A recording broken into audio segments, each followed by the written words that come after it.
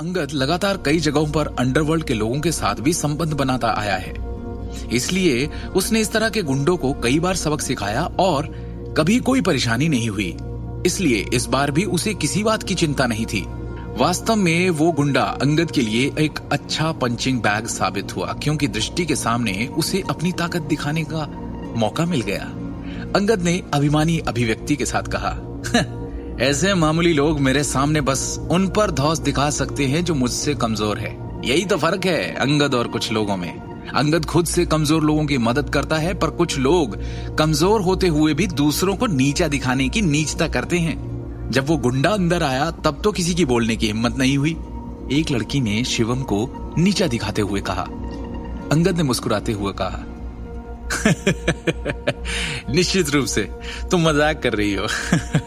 मेरा मानना है कि जिन लोगों पर तुम इशारा कर रही हो, वैसे यहाँ केवल ये शिवम गांधी है। दृष्टि, क्या तुमने देखा? तुम्हें लगता है कि अगर ऐसी स्थिति तुम्हारे साथ आई तो तुम्हारा पति तुम्हारी सुरक्षा कर पाएगा? अंगद ने शिवम का उपहास किया। तब तक एक और दमदार आवाज गूंजी, कौन है अंगद खत्री? इसी दौरान कमरे के बाहर से चीख पुकार मच गई।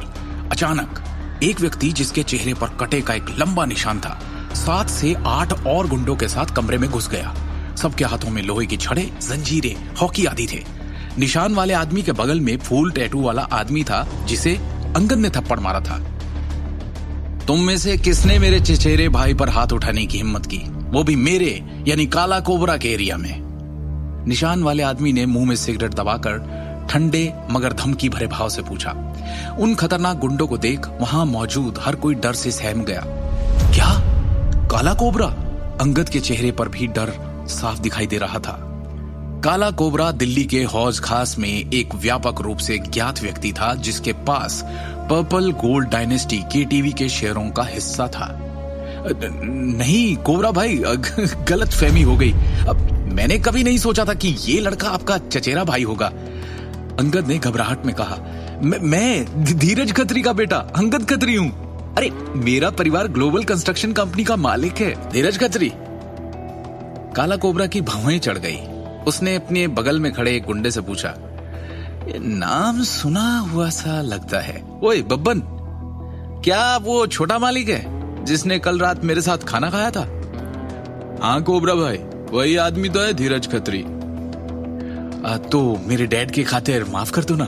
चलो इस मामले को भूल जाते हैं। मैं बाद में आपके लिए कुछ महंगी शराब भी लाऊंगा।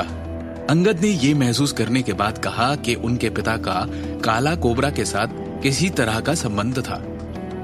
तेरे बाप की खातिर? काला कोबरा तिरस्कार में खिसिया गया। 2 मोटे आदमियों ने अचानक अंगद को मेज पर जोर से दबाया। वो लड़का जिसके हाथों पर फूल का टैटू था, जिसे अंगद ने थप्पड़ मारा था, उसका चेहरा गुस्से में लाल हो गया। उसने हाथ उठाया और लगातार बिना रुके अंगद के दोनों गालों पर थप्पड़ की बरसात कर दी। दर्द में कर्राते हुए अंगद जोर से चिल्लाया, कोबरा भाई, अरे थोड़ी दया दिखाओ कोबरा भाई। इस पार्टी में नारंग परिवार की बेटी है, कम से कम नारंग परिवार के नाम पर तो मुझे छोड़ दो। अंगद दृष्टि का उल्लेख करते हुए काला कोबरा से दया की भीख मांग रहा था। नारंग परिवार की बेटी? काला कोबरा ने भौहें चढ़ा दी और पहली बार अंगद से नजर हटाकर हॉल में मौजूद बाकी लोगों पर गड़ा दी। सहमे हुए लोगों ने डर से अपनी आंखें फेर ली। एक दृष्टि और शिवम थे जो कोबरा को अब भी देखे जा रहे थे। दृष्टि, तुम नारंग ग्रुप की चीफ डायरेक्टर हो, तुम्हारी बातों का कुछ तो वजन होगा। अंगद को बचाने के लिए कुछ कहो। उसके कुछ सहपाठियों ने उसे मनाने की कोशिश की। दृष्टि को कोई हरकत न करते देख प्रिया ने काला कोबरा की ओर देखकर उससे विनती करते हुए कहा, ये दृष्टि नारंग है, नारंग ग्रुप की चीफ डायरेक्टर और उस परिवार की बेटी। अंगद हमारा दोस्त है, आप प्लीज उसे बख्श दीजिए। उसके लिए ना सही, नारंग परिवार के लिए तो कुछ इज्जत होगी ना आपके दिल में। प्लीज मैटर यही खत्म कर दीजिए। इज्जत? वो भी नारंग परिवार की?